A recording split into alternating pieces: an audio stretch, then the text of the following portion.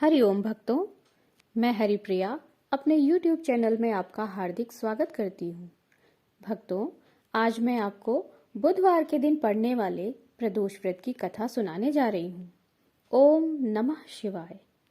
प्राचीन काल की कथा है। एक पुरुष का नया नया विवाह हुआ था। वह गौने के बाद दूसरी बार पत्नी को लिवाने के लिए अपनी ससुराल पहुंचा और उसने सास से कहा कि बुधवार के दिन ही पत्नी को लेकर अपने नगर जाएगा। उस पुरुष के सास ससुर ने साले सालियों ने उसको समझाया कि बुधवार को पत्नी को विदा कराकर ले जाना शुभ नहीं है, लेकिन वह पुरुष अपनी जिद से टस से मस नहीं हुआ। विवश होकर सास ससुर को अपने जमाता और पुत्री को भारी मन से विदा करना पड़ा। पति पत्नी बैलगाड़ी में चले जा रहे थे। एक नगर के बाहर निकलते ही पत्नी को प्यास लगी। पति लोटा लेकर पत्नी के लिए पानी लेने गया। पानी लेकर जब वह लौटा तो उसके क्रोध और आश्चर्य की सीमा न रही, क्योंकि उसकी पत्नी किसी अन्य पुरुष के लाए लोटे में से पानी पीकर हंस हंस कर बातें कर रही थी।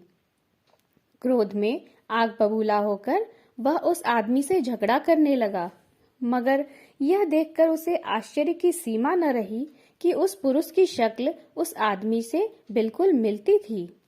हम शक्ल आदमियों को झगड़ते हुए जब काफी देर हो गई तो वहां आने जाने वाले लोगों की भीड़ इकट्ठा हो गई। सिपाही भी आ गया।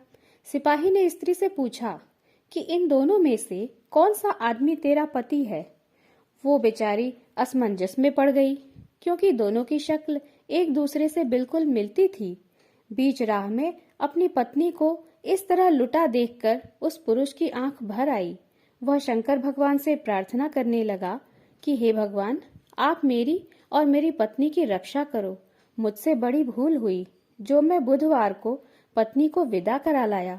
भविष्य में ऐसा अपराध कदापि नहीं करूंगा।